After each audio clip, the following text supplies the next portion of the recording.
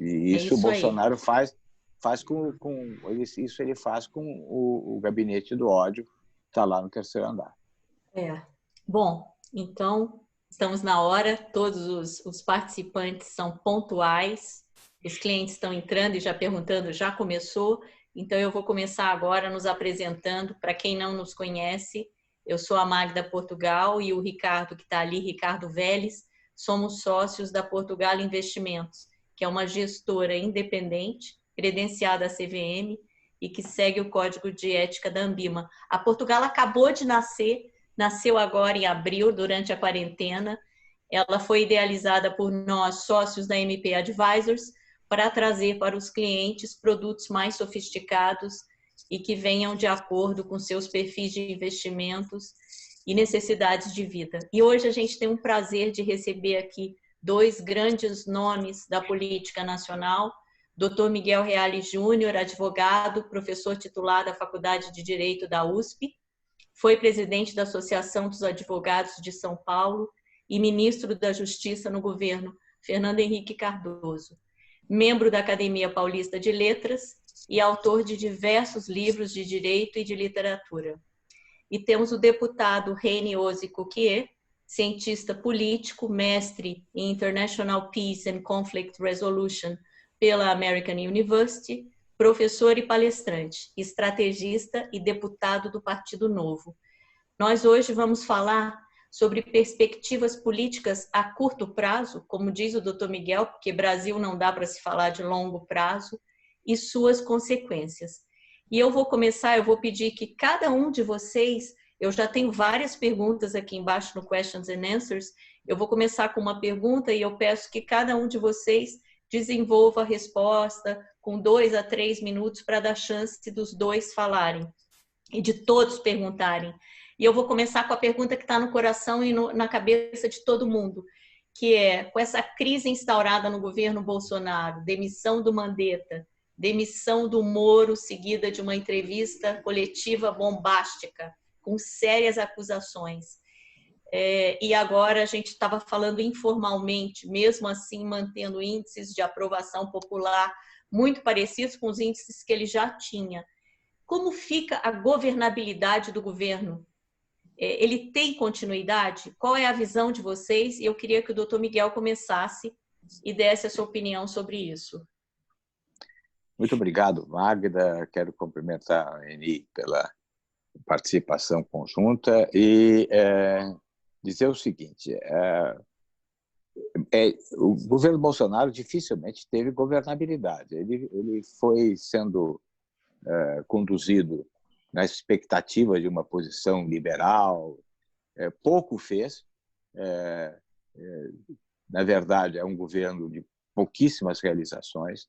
O PIB cresceu 1,1, os desempregados continuaram no nível de 12 milhões, a reforma da Previdência foi uma conquista, mas em grande parte por conta do Rodrigo Maia e da responsabilidade do Congresso.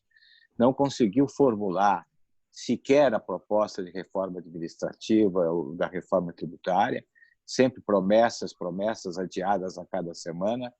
Então, o governo não tem articulação política, o governo não tem projeto, o Guedes não tem projeto de país, a única ideia é uma ideia liberal, que, na verdade, demonstrou-se incapaz, e essa ideia absolutamente de confiança no mercado que resolve a si mesmo, um laissez-faire, laissez-passer, está ultrapassada pela crise da coronavírus. O governo não tem projeto e o governo não tem apoio parlamentar. Vai tentar fazer um acordo parlamentar com o Centrão. É um governo que tende a um processo ditatorial. É um presidente que tem problemas mentais, eu vou falar sério, eu já disse isso há muito tempo, ele tem um quadro mental complicado, de paranoia, de uma personalidade psicopática, é alguém que elogia a tortura e vive a tortura, basta isso, é o suficiente para saber que é alguém que não tem efetivamente sensibilidade, remorso, sentimento de culpa.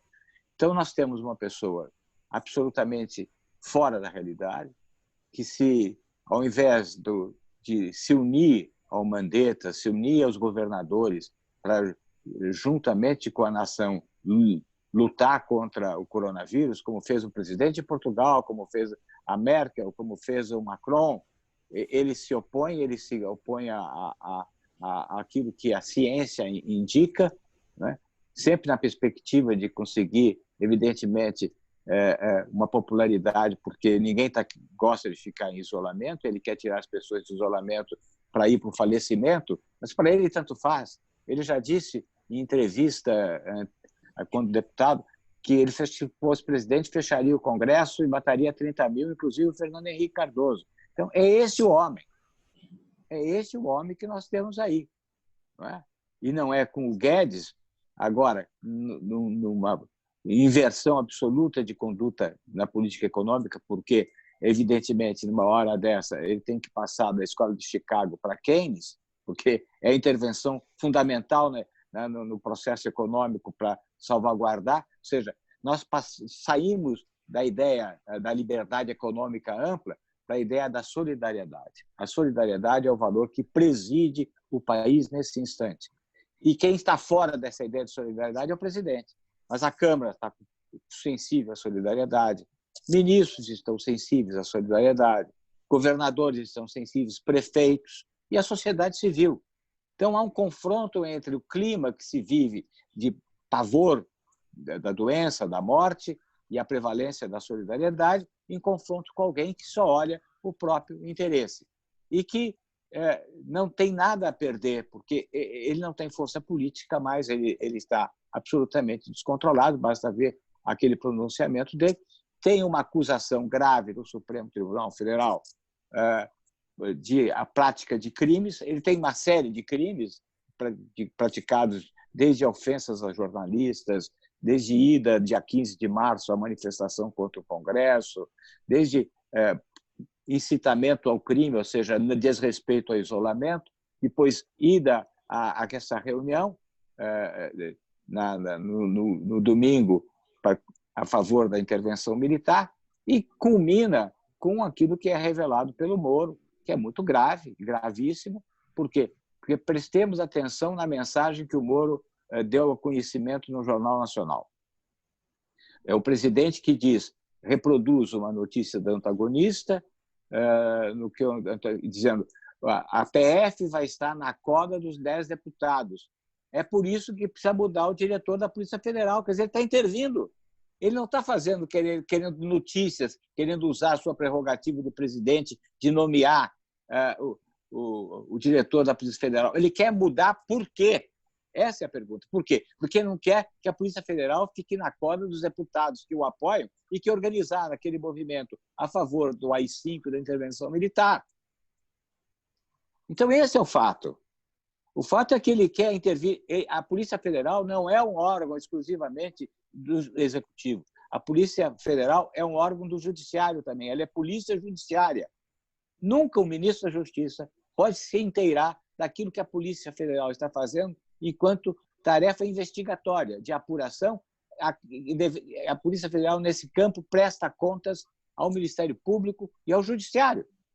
Ela faz uma investigação e não pode haver interferência. Havendo interferência política e inquérito que apura a autoria de crime, nós caímos na ditadura. E é esse o caminho que eu estou vendo. Eu, em maio de 2018, escrevi um artigo no Estado de São Paulo denominado A Volta da Ditadura pelo Voto. Mas querem mais um ingrediente para complicar mais ainda? É a contínua interferência do presidente liberando uso e compra de armas. E ele acabou de revogar 3 portarias do Exército que estabeleciam critérios rígidos de monitoramento e acompanhamento de compra de armas. Por quê? Para quem? É para a milícia? É para a milícia. Porque que interesse se pode ter de não permitir que o Exército faça o monitoramento da venda de armas?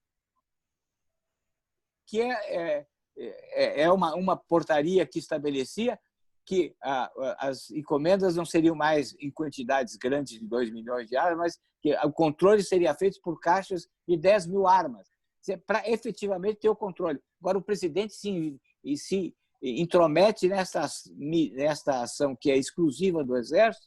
Então, eu estou muito preocupado, porque eu não vejo governabilidade, eu não vejo condições efetivas de levar avante as reformas, eu não vejo condições dele resistir muito facilmente ao inquérito que está instaurado no Supremo Tribunal Federal por os crimes de advocacia administrativa, de obstrução de justiça e eventualmente, de abuso de poder, e, ao mesmo tempo, essas medidas que ele toma de liberação de venda de armas e de fragilização do monitoramento das armas. Então, para onde nós vamos? Na economia, nós temos uma crise sanitária, nós temos uma crise política, não é? E nós temos uma crise econômica. Esse é o ingrediente, é como o Armínio Fraga dizia, é a tempestade perfeita. Perfeita. Reni, qual a sua visão sobre a governabilidade do Bolsonaro?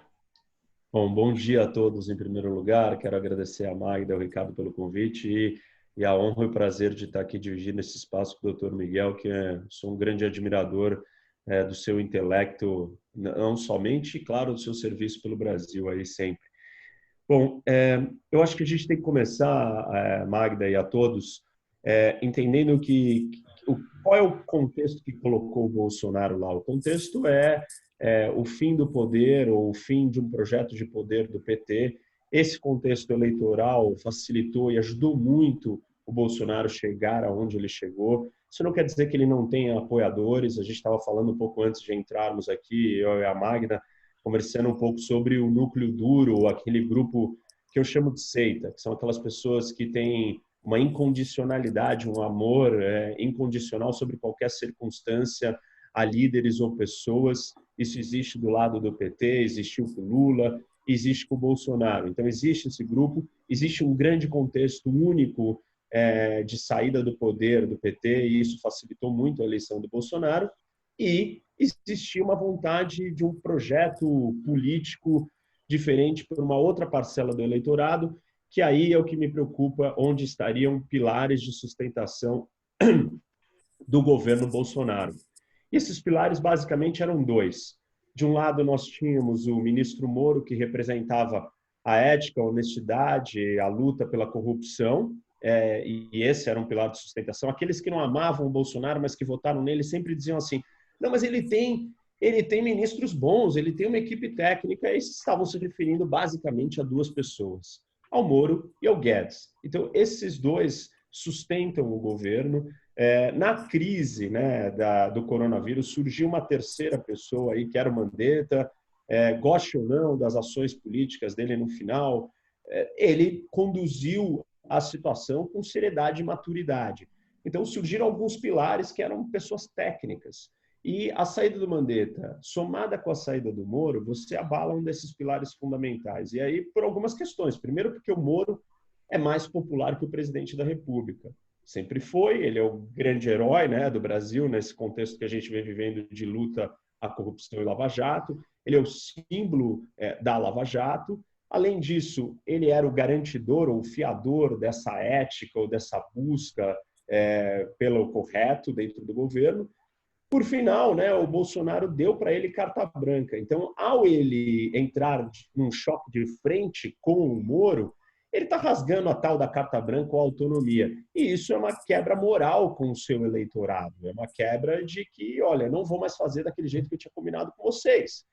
E, por fim, que o doutor Miguel também mencionou, o Moro sai fazendo acusações seríssimas de extrema gravidade, que isso vão ter impactos muito grandes. Então, por esses fatores, eu diria que o governo está muito abalado. Só que isso não termina aí, porque nós temos um outro choque com o Guedes. E aí, assim, para o mercado, e vocês sentem isso, imagino, muito mais de perto, uma queda do Guedes seria um terror final, o último abalo para o governo Bolsonaro. Isso já está acontecendo, a tal da carta branca já não existe para o Guedes. Eu concordo com o que o doutor Miguel falou sobre a questão do liberalismo, das teses econômicas, elas mudam de contexto nesse corona, não existe mais isso. Governos vão ter que salvar a economia, vão ter que salvar empresas, vão ter que salvar pessoas, mas o Bolsonaro continua em rota de colisão. Ontem ele tentou sinalizar que não, o Guedes é que manda, mas quem assistiu a entrevista do Guedes falando sobre cortes no funcionalismo, o Bolsonaro levanta a mão e dá uma cutucada no Guedes quando o Guedes está batendo mais forte na ideia de cortes no funcionalismo. Aí o Guedes o discurso já vira e começa a mudar. Não, mas podem ter certeza que nós não mexeremos nos salários, não vamos mudar nada no funcionalismo. Isso já está combinado com o presidente, ou seja, então não é bem assim que o Guedes está com a liberdade ou com a autonomia para fazer o que quer. Eu entendo isso como um choque que vamos apaziguar esse momento, segurar o Guedes mais um pouco, porque não dá para cair os dois de uma vez. Então, e o Guedes também tem algum senso de responsabilidade com o Brasil, ele sabe se ele sair agora, a coisa vai piorar muito mais, a governabilidade vai se tornar quase que insustentável, mas eu vejo que é inevitável a queda dele, inclusive se você olha as movimentações internas de alguns dos generais, o Braga Neto, e como ele tem ocupado o espaço ali da economia, tem um projeto, e essa sinalização do Bolsonaro entrando em choque com a ideia de mexer no funcionalismo ou não, que, aliás, by the way, essa é uma estratégia de sobrevivência política, pensando já no suporte que ele vai ter que ter no eventual impeachment ou no processo daqui para frente. Então, ele já está se posicionando para sobreviver. Tá. Eu tenho uma coisa que depois eu quero voltar, que eu acho muito interessante e importante a gente debater para entender tudo que está acontecendo, que o Dr. Miguel colocou, que é a tal da ditadura por voto. E eu tenho falado bastante sobre isso, e estou estudando a fundo esse tema, que é o tema do populismo. E como que funciona a estratégia populista para a gente entender o que está acontecendo politicamente no Brasil e quais vão ser os próximos passos do Bolsonaro. Para resumir, a gente ter mais dinâmica aqui na conversa, eu diria o seguinte: o Bolsonaro não termina o seu governo. Eu não vejo uma ruptura, como o doutor Miguel vê, de um golpe, porque eu acho que as instituições vão responder e ele vai sim sair. Não acho que ele renuncia. Infelizmente, nós não estamos falando de curto prazo, porque ele vai resistir até o final e o Brasil vai sangrar junto. Então, o que você comentou no começo, Magda, dizendo que no Brasil não dá para pensar em longo prazo, infelizmente, dentro dessa crise econômica e dessa crise de saúde que nós estamos vivendo, a solução no curto prazo não existe. Ela vai ser de médio a um prazo mais extenso. Isso vai ser muito ruim para o Brasil. Vai ser doloroso. Porque ele vai resistir, mas ele vai sangrar. É impossível dele continuar, não tem nenhuma condição. Todos os apoios, toda a estrutura, a opinião pública, a sociedade como um todo, o Brasil vai se movimentar só para isso. E vai chegar uma hora que essas crises elas vão estar tão graves que só vai ter uma solução com a saída dele para que a gente resolva os problemas graves. E eu vou pegar esse gancho do Reni e vou fazer a pergunta, doutor Miguel, querendo ele ou não, ele foi o grande patriota que nos permitiu a saída da Dilma, quando ele entrou redigiu o pedido de impeachment dela. Ele não gosta de ser lembrado por isso, foi uma obrigação cívica, mas nós agradecemos todos os dias. E a minha pergunta vai de encontro a isso. Eu estou lendo várias perguntas aqui no chat e vou resumir da seguinte forma. O Reni acha que o Brasil vai sangrar, Bolsonaro vai sangrar, com ele o Brasil vai sangrar até sair o que parecia que era o fim da Dilma. Lá atrás, quando a gente começou a ficar desanimado, esse parecia ser o fim da Dilma.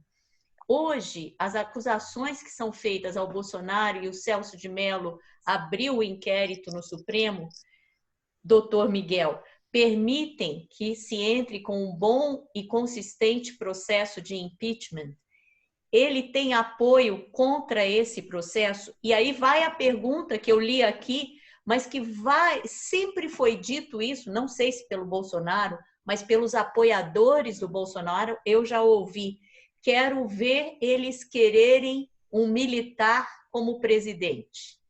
Se me tirarem, é o Mourão o presidente. Então, enganchando tudo isso, possibilidade de impeachment, se ele tem apoio se o Congresso apoiaria o presidente para não ser impeached, e qual é a perspectiva de ter um militar, o Mourão, como presidente do Brasil? Primeiro, queria ouvir o doutor Miguel.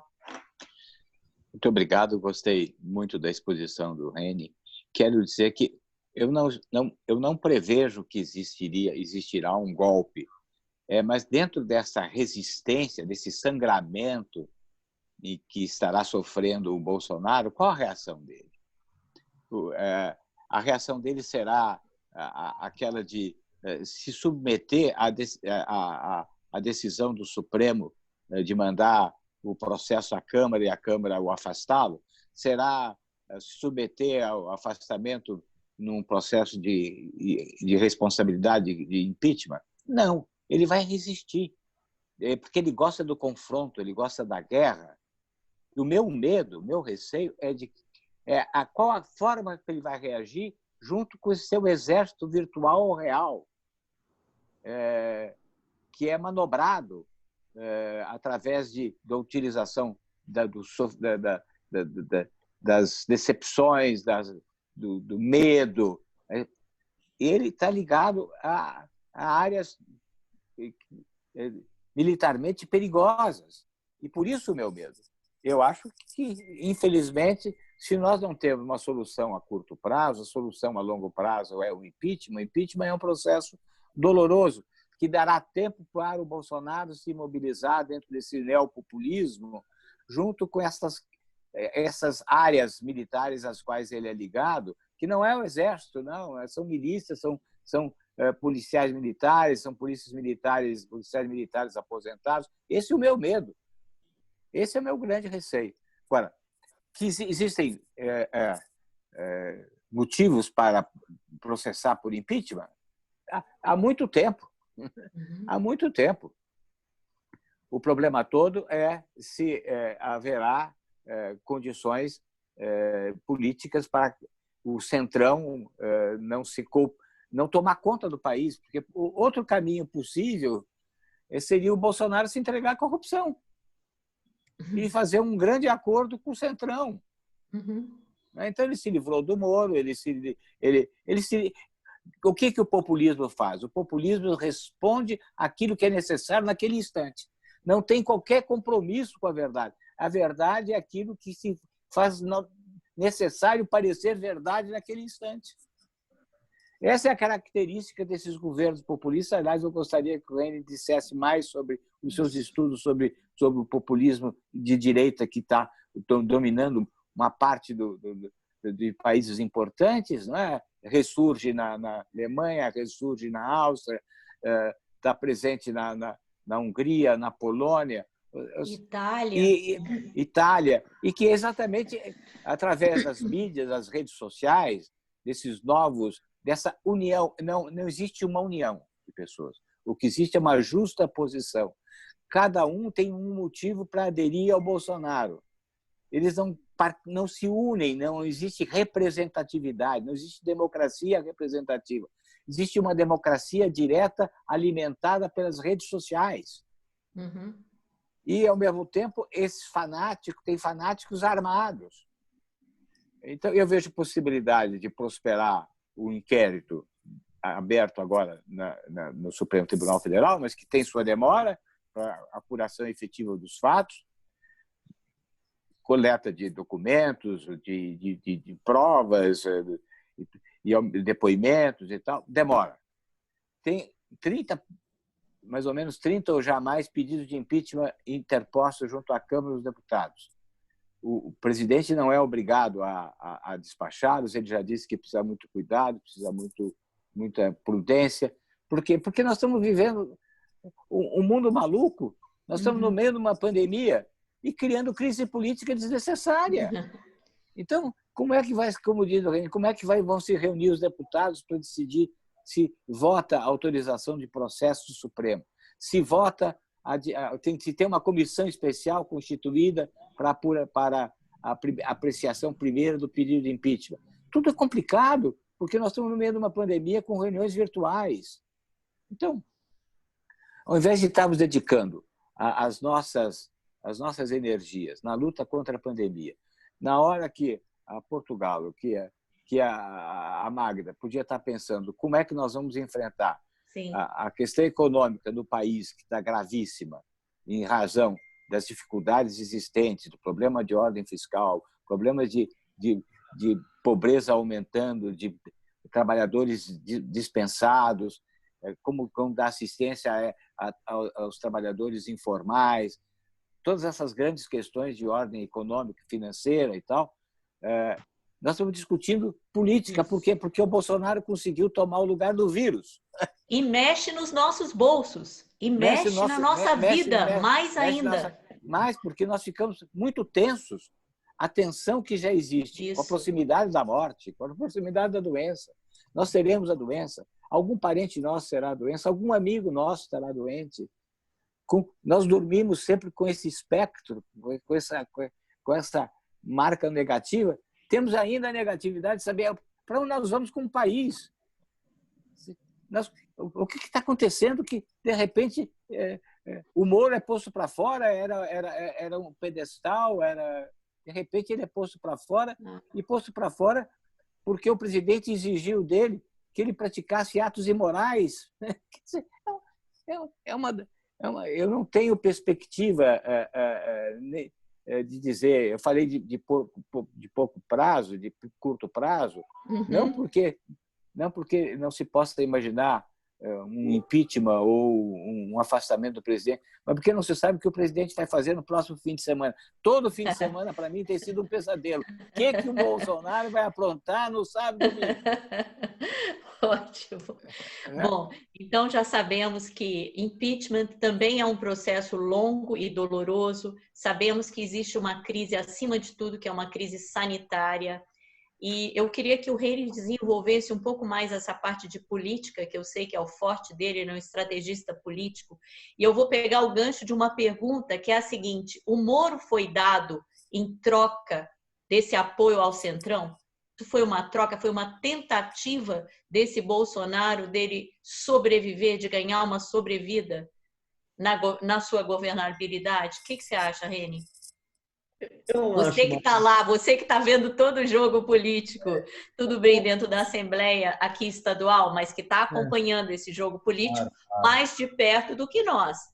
Sim, sim. Não, eu não acho que foi uma troca. Eu acho que, assim, como o doutor Miguel colocou, o Bolsonaro ele é surpreendente no sentido de ele ser autodestrutivo. Então, ele faz as coisas sem ter nenhuma visão de entendimento das consequências. Então, ele entrou em rota de colisão com o Moro porque, de repente, ele se viu em pânico pelo risco das outros inquéritos, das investigações respinguem nos filhos, enfim, a situação se deteriorando. Porque é total, do ponto de vista político, esqueçam quem é o Bolsonaro, mas como estratégia política, no meio de uma crise que nós estamos vivendo, tanto de saúde quanto econômica, não tem nenhum cabimento você começar a provocar e cutucar seus próprios aliados dentro do seu governo, ainda mais sendo esses aliados os seus pilares de sustentação do seu projeto. Então, assim, isso demonstra uma total falta de sensibilidade. Você comprar essa briga no auge da crise do corona e no auge da crise econômica que nós estamos vivendo,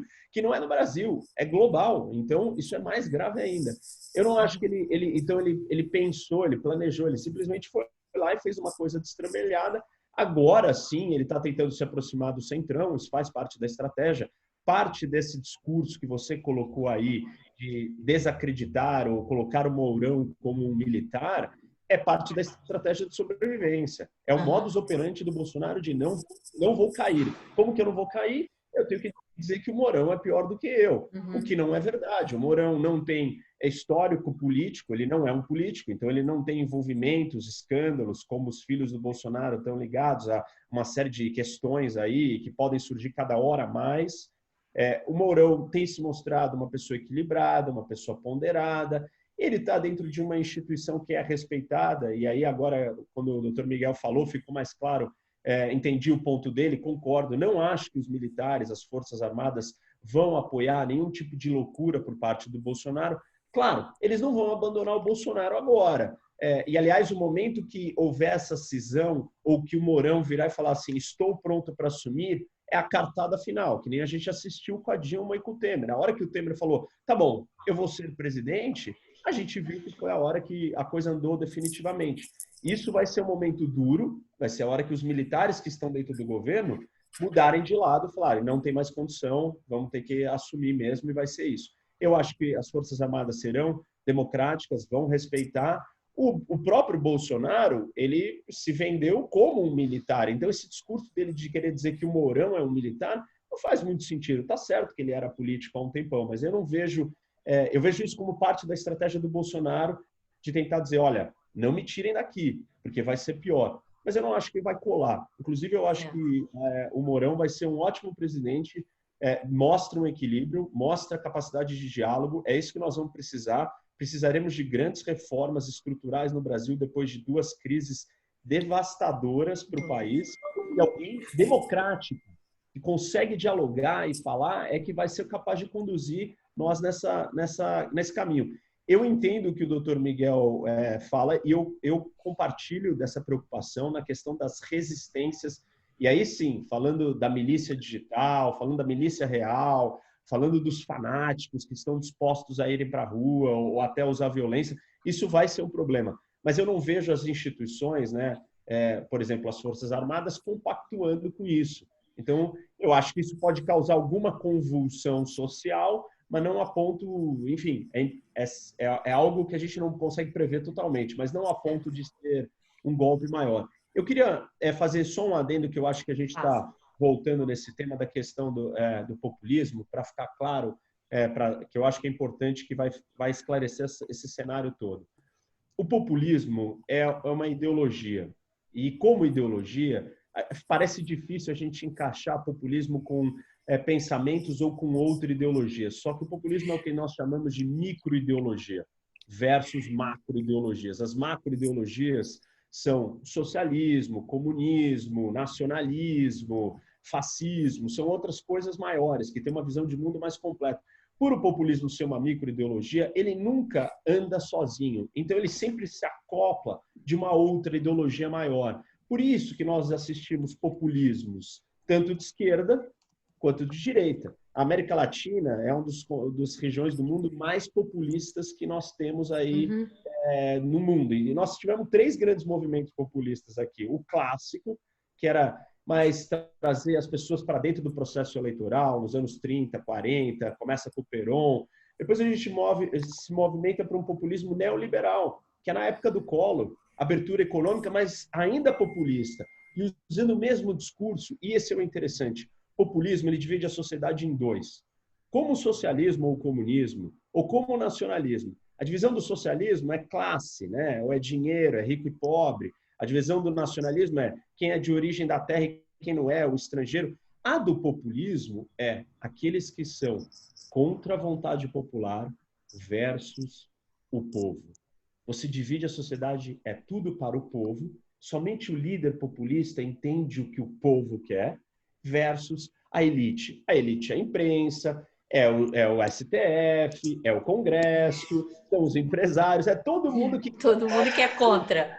E por isso que nós temos a polarização do discurso populista e da ideologia populista, porque ela sobrevive dessa cisão na sociedade. Isso vai na contramão da essência da democracia, como o doutor Miguel colocou muito bem, representativa, que ela é plural. A democracia direta, nem na Suíça, quando eles votam para a questão das minaretes, para proibir as minaretes, eles violam a liberdade de religião. Então, quando você traz a população para exercer a democracia diretamente, você acaba criando populismos. E o populismo ele vai matar as liberdades individuais, os direitos constitucionais. Ele simplesmente se torna a ditadura da maioria, que o doutor Miguel comentou lá, que é a ditadura por voto. Essa era a grande preocupação dos Founding Fathers, não termos uma ditadura da maioria. E por isso nós temos democracia representativa com checks and balances, com instituições, com o processo democrático lento, sim. O legislativo é lento, gente. Aqui na Assembleia de São Paulo, nós somos em 94, 45 milhões de pessoas. Você está representando 45 milhões de vozes. Imagina se achar um consenso nisso. É demorado, mas é o fardo ou é o lado positivo de nós termos uma pluralidade de opiniões e não um povo único, como o populismo tenta cunhar ou tenta estabelecer. Existe o povo. O povo o quê? Um grupo só. Mas quem faz parte desse povo? Não sei, é todo mundo. ele mata com as nossas liberdades individuais e com as dissidências de vozes. E essa estratégia do Bolsonaro, essa estratégia desse populismo à direita que está crescendo no mundo do Trump é igual. É contra a mídia, é contra o Congresso, é contra os inimigos, é sempre tentando criar essa rachadura e por isso polarização. Para finalizar, então, eu acho que o Mourão vai fazer um ótimo trabalho porque a gente precisa. A gente teria que caminhar para isso o mais rápido possível, porque nós precisamos lidar com duas crises gravíssimas. E aí, um comentário só, né, para finalizando mesmo, que o Dr. Miguel colocou, que eu acho muito importante. Parte de nós não termos esse processo mais acelerado é porque nós estamos em isolamento e quarentena. O Congresso não se reúne, eu estou tendo sessões virtuais na Assembleia, é muito difícil uma sessão Muito virtual. difícil, imagina. Você não conversa com o deputado, você chega na roda ali dos líderes, no plenário, e você puxa, você fala, pô, por que você está pensando isso? Você solta uma ideia, aí o outro pensa, e assim você vai convencendo, as pessoas vão mudando de opinião. Isso é impossível de ser feito virtualmente. E não temos opinião pública nas ruas. Panelaço não vai fazer nada. Não. A gente vai ter que ver protesto e pessoas na rua. Bom, tem uma pergunta para o Dr. Miguel que é extremamente preocupante. Em outubro de 2018, nós fizemos um jantar com Alexandre Schwartzman sobre Brasil, ficar ou fugir, tem futuro? E o Alexandre, como sempre, né? Alexandre é o famoso judeu deprimido, sombrio e negativo, mas coberto de razão, que disse que essa polaridade política nossa, que nos tira do PT e nos leva ao Bolsonaro, iria provavelmente nos levar de volta ao PT em 2022. E essa angústia que eu queria compartilhar com o Dr. Miguel, ouvir a opinião dele, essa angústia de ver que o brasileiro foge para um dos dois lados, ou um Lula ou um Bolsonaro, e quando a gente tem um candidato, como a gente teve o Alckmin, ele vira o picolé de chuchu, ele vira aquele que não acrescenta nada, porque não bate pesado, não bate na mesa, não dá uma opinião forte. E eu queria saber se tem saída. Eu faço essa pergunta claramente dessa forma. Primeiro para o Dr. Miguel, essa polaridade tem saída ou a gente vai para os braços do PT de volta agora, no fim do governo Bolsonaro, seja ele sangrando, seja ele por um impeachment, mas quem vai sair vencedor no caso de um fim do governo Bolsonaro?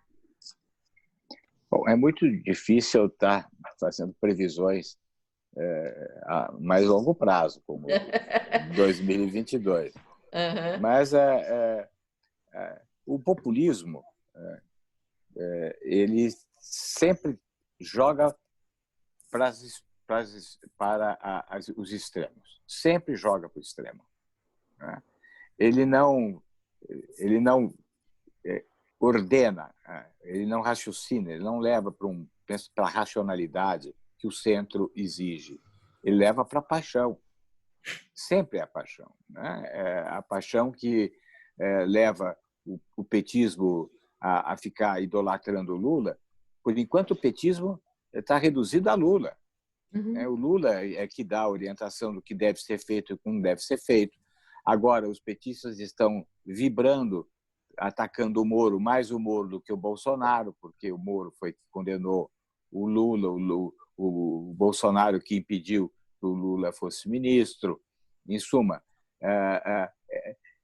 o PT está amortecido porque ele está hoje concentrado na figura do Lula.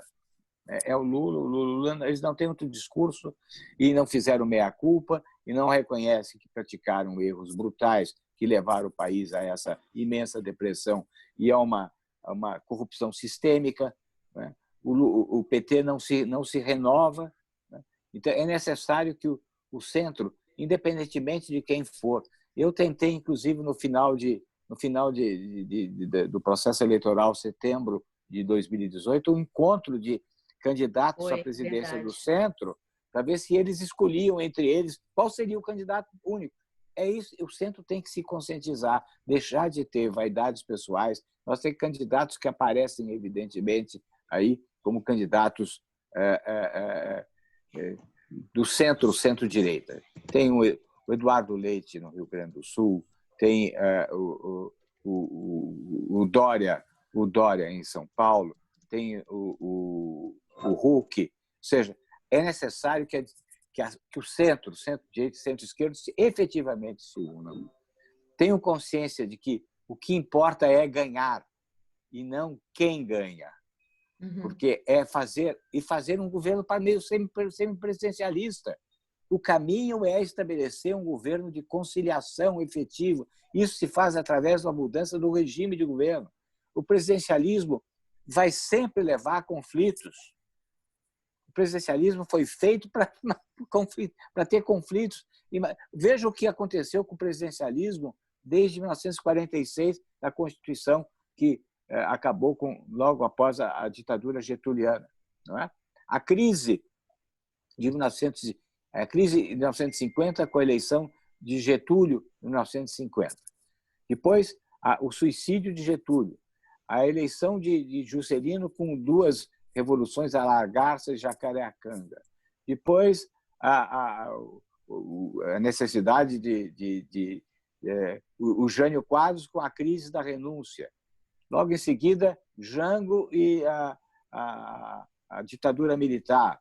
Depois, restaurou-se a democracia efetiva com Collor, vem o impeachment.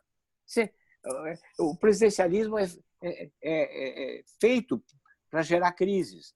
Então, acho que a conscientização da classe política e dos políticos de centro deve caminhar no sentido de vamos mudar o regime. Vamos mudar o regime, vamos nos organizar. A minha proposta até em setembro de 2018 é que que eles escolhessem qual deles era o mais capaz de ganhar a eleição e que se formasse desde já um governo parlamentarista com todos os candidatos ali como ministros. É isso que tem que fazer, é fazer um governo de participação dos partidos políticos no processo de gestão, unidos em torno de um programa de governo, unidos em torno de uma ação governamental. Se não for isso, é só crise.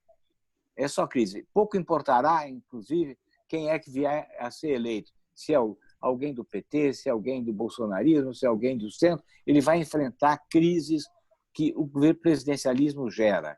Não é?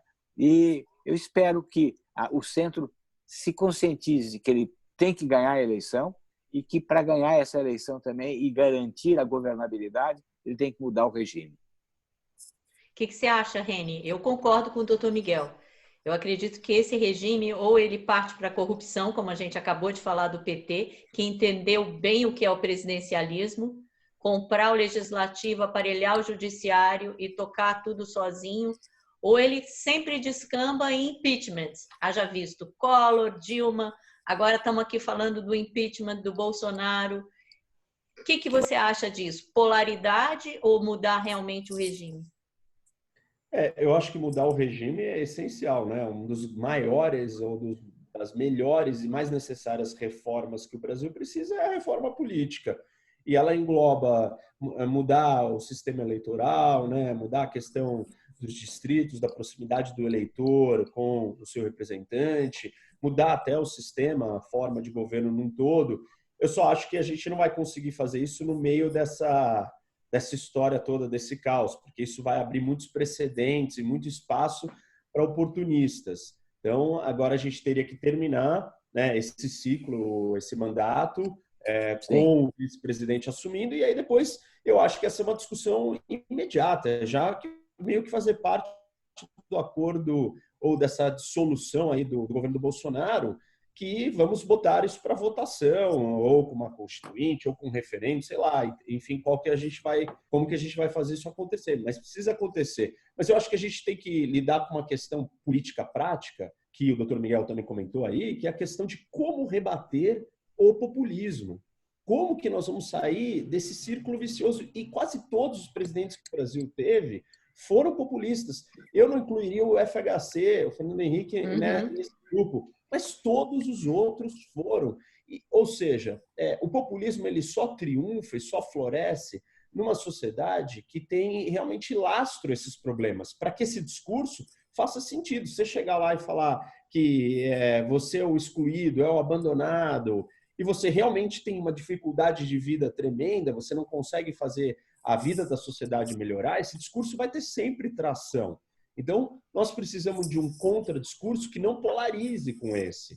E nem chame ele por esse nome. Nós temos que realmente endereçar o que dá sustentação para esse discurso. E aí tem que ter alguém com uma habilidade, uma capacidade política de convencer as pessoas, não só a capacidade técnica, mas você tem que ter o dom da oratória, do discurso. Você tem que tocar as pessoas emocionalmente para elas acreditarem numa solução de esperança e não numa solução de divisão, de ódio, de culpar alguém, de serem a vítima. E isso requer uma habilidade emocional, inteligência emocional. Eu escrevi, né? Você sabe que eu recentemente escrevi meu livro sobre carisma. Eu digo que o carisma não é um dom, e sim uma habilidade que se desenvolve com múltiplas inteligências.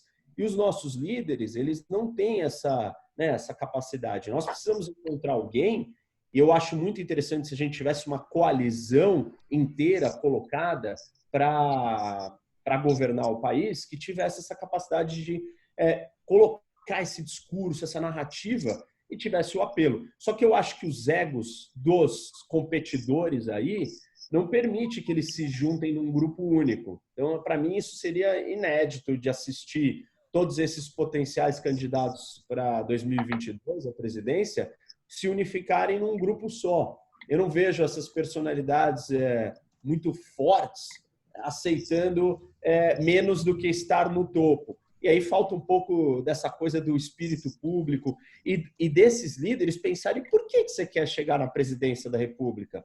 Porque você quer o status de chegar no topo máximo de um cargo de um país? Ou porque você quer ajudar o seu país? A gente fica um pouco confuso. Eu acho que existe essa confusão. As lideranças no Brasil não têm claro isso. Pô, eu estou aqui para contribuir. Não só contribuir se você estiver sentado no trono. Você tem outras maneiras de contribuir. Seria muito bom ver essa maturidade política para a gente ter essa solução. Mas precisamos endereçar o discurso populista na raiz. Não podemos ignorar e vir com um contradiscurso, porque aí a gente volta para a polarização. Bom, então, só para resumir, porque a gente está terminando, chegou-se à conclusão que o regime presidencialista acaba nos levando para as pessoas, para os populistas, para a polaridade, que isso não é bom para o país, que a gente precisa ter um governo de transição, de coalizão. Ficou muito claro que o impeachment vai precisar primeiro resolver a crise sanitária, depois que a gente vai ter que partir para um processo de impeachment, porque precisa que o Congresso esteja presente. O doutor Miguel já falou que é um processo doloroso, demorado. E também, para responder aqui agora, depois eu vou pedir para que eles façam as colocações finais, mas eu recebi várias perguntas aqui sobre a questão de o que fazer com seus dinheiro numa época como essa. Eu volto lá atrás, naquele nosso jantar de outubro de 2018 com o Alexandre Schwartzman, e aproveito para pedir desculpas, que tem um conhecido nosso aqui dizendo que eu fui racista quando eu falei da religião do Alexandre. É uma brincadeira que eu e o Alexandre fazemos muito no privado, somos amigos há anos, mas eu peço desculpas a qualquer um dessa religião que tenha sido ofendido, porque meus filhos são judeus, são filhos de judeus, e não tem absolutamente nada que tenha sido ofendido. O Alexandre conhece, a gente brinca. Eu não me sinto ofendido, eu sou judeu. Então, mas eu peço desculpas a quem se sentiu. Não foi, eu sei, Reni, que você é meu amigo também, e a gente fala assim entre nós. Meus filhos são também, então nós falamos assim entre nós dessa coisa do judeu, mas peço desculpas se você se sentiu ofendido. Mas eu quero dizer o seguinte, lá atrás, nesse jantar com o Alexandre, foi perguntado também o que fazer com o nosso dinheiro. E eu aproveitei e chamei o meu sócio, Gabriel Safdie, que está aqui presente, que é judeu também, e perguntei, Gabriel, você que é suíço, tem banco, você tem 100% dos seus recursos em francos suíços? Gabriel falou, não, metade dos meus recursos estão em dólar. Então, essa recomendação, ela não está sendo dada agora, na hora do nervoso. Aliás, eu acho que na hora do nervoso, nada deve ser feito. Avião está em turbulência, segura na poltrona e não mexe em nada. Foi dada lá atrás. para que vocês tivessem uma alocação em moeda forte, preferencialmente fora do Brasil, porque eu nunca acreditei em ter dólar dentro do Brasil, porque no momento que você faz isso, se vem um governo, uma ditadura, fecha a fronteira, seu dólar não vai valer nada. A Rússia viveu isso em 98, né? Quem tinha dólar dentro da Rússia ficou com nada. Então, essa alocação já foi dada lá atrás. Portanto, não é para fazer, a gente não acha que tenha que converter dólar a 5,40, a 5,60, a 5,20. A gente acha que hoje não se deve realizar prejuízos para quem tem bolsa e caíram, tem que esperar, tem que confiar nos bons gestores, pode, no máximo, trocar entre gestores, entre um gestor mais ou menos por um excelente gestor, e é para isso que a gente está às ordens para conversar no privado.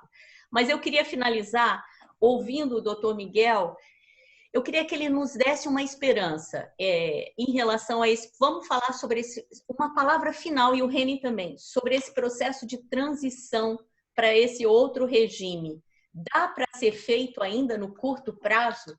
A gente consegue ainda ter uma transição do governo Bolsonaro para um vice-presidente e para uma coalizão? Ou vamos ter que partir para uma outra eleição e aí sim, com a probabilidade de termos o PT polarizando?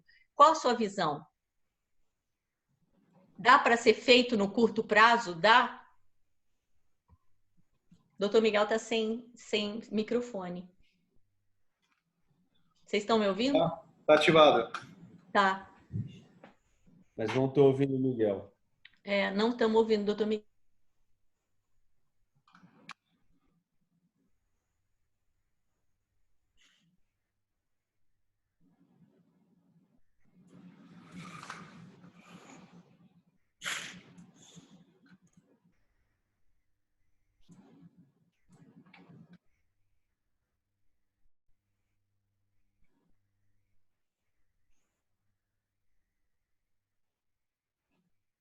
Vamos lá.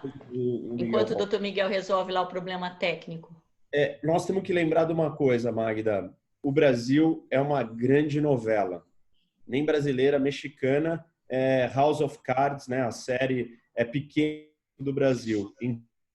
Tudo pode acontecer. Se a gente congelasse o cenário hoje, a minha resposta é: só tem um caminho, o impeachment. Porque o Bolsonaro jamais vai renunciar, jamais vai desistir. Vai lutar até o final, vai ser doloroso, porque ele vai resistir e o seu núcleo duro de apoio vai resistir junto, levando em consideração todas as coisas que foram faladas aqui sobre milícia, sobre radicais, sobre exército virtual e assim por diante.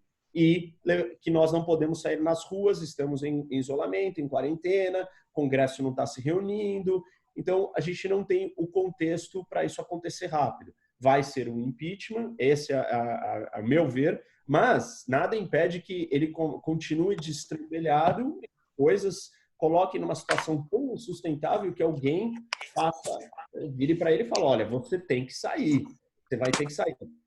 Não é impossível a gente descartar isso.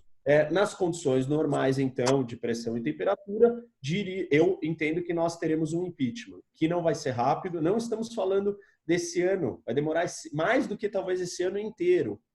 Então, estamos falando aí, talvez para, sei lá, até o meio de 2021, a gente fazer isso acontecer. Aí, então, depois que o Mourão assumir e terminar o seu mandato, até o final de 2022, aí a gente poderia ter algum tipo de discussão sobre vamos mudar o tipo de governo no Brasil e quem serão os candidatos. Eu não vejo essa certeza do pêndulo voltar para a esquerda.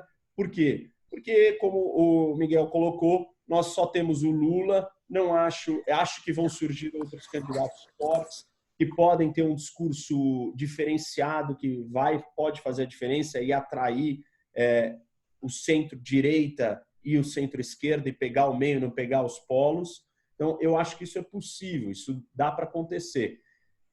Infelizmente, vai ser um momento turbulento. Todo dia nós vamos lidar só com a crise política, não vamos tratar da questão econômica e nem de saúde como deveríamos.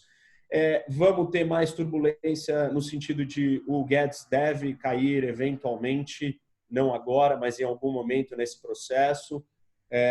Vamos ver pessoas do Centrão, né, ganhando espaço dentro do governo para sobrevivência, e isso vai ser muito ruim para a economia, porque vão ter medidas mais populistas, medidas contrárias do que nós precisamos de enxugamento da máquina, não precisamos do executivo gastando dinheiro para sobreviver politicamente, precisamos sim mexer no salário do funcionalismo, porque nós precisamos cortar o tamanho do Estado, senão nós não vamos ter os juros baixos necessários para um momento tão endividado que o Brasil vai passar, e se a gente não tiver juros baixos, vai ser impossível. Não tem como manter os juros baixos se não fizermos as reformas estruturais que precisam ser feitas.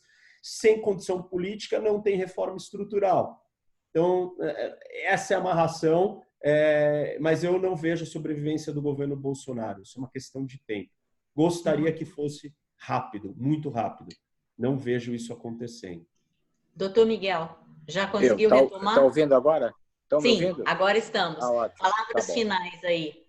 Bom, eu creio que todo momento de crise e de crise desse volume leva as pessoas a buscar um entendimento. Isso aconteceu também com a queda do Collor e a subida do Itamar. Houve um grande acordo de apoio. Eu posso lhe dizer, eu era muito ligado ao Fernando Henrique, ao Mário Covas e tal, e tendo sido um dos autores do pedido de impeachment do Collor, que escrevi o pedido de impeachment praticamente, eu fui procurado por lideranças militares naquela oportunidade, que só me fizeram a seguinte pergunta: nós gostaríamos que o senhor conversasse com o Fernando Henrique, com o Mário Covas, para saber se, num governo Itamar Franco, o PSDB dará apoio ao presidente. Nós queremos saber de estabilidade. E eu conversei com ambos, e ficou garantido que haveria apoio, como houve apoio do PSDB ao governo Itamar Franco. Ou seja, nós estamos num momento em que todos vão se perguntar, afinal, como vamos sair? Porque é uma questão de sobrevivência política também. É uma questão de sobrevivência política. Então, é o momento para se pensar se... Eu espero que, inclusive, se houver um processo de impeachment ou um processo criminal contra o Bolsonaro, que não seja tão longo até o final do semestre, mas que até setembro isso se resolva. Haverá condições para que haja consciência da necessidade de reconversar ou de refazer o processo político brasileiro, de reconstruir o processo político. É um instante das lideranças se reunirem e saberem: o governo Mourão segue até o final no regime presidencialista, mas, doravante, será um regime diferente para dar estabilidade. Acho que é o momento para se jogar essa semente. Tem tudo pronto, a terra vai estar pronta para receber essa semente. Ótimo. E como está na primavera, em setembro, eu espero... Ótimo. Então, vamos sair mais animados daqui. Ninguém sair comprando dólar, não tem necessidade. É o momento de acreditar nisso que o doutor Miguel falou. As instituições são fortes, como o Reni disse várias vezes. Eu também acredito nisso. A gente tem amigos do mercado financeiro que representam grandes fundos de investidores estrangeiros, continuam colocando dinheiro aqui e vão continuar colocando, porque as nossas instituições são fortes. Nisso eu acredito. E acredito na democracia. E eu acho que a oportunidade está aí. Muito obrigada a todos os participantes. Obrigada, doutor Miguel. Obrigada, Reni. Obrigada aos sócios. Obrigada aos clientes. Obrigada a todos que participaram e mandaram perguntas. Um abração para todo mundo. Cuidem-se. Cuidem-se. E para finalizar, muito obrigada, porque vocês me fizeram usar um lencinho em cima do meu pijama hoje. O Reni não está de pijama, mas eu consegui usar um lencinho em cima do meu pijama. Obrigada a todos. Obrigada. Excelente debate. Enriqueceu muito. Muito obrigado, Magda, pela oportunidade. Até logo. Tchau. Até logo. Tchau. Obrigado.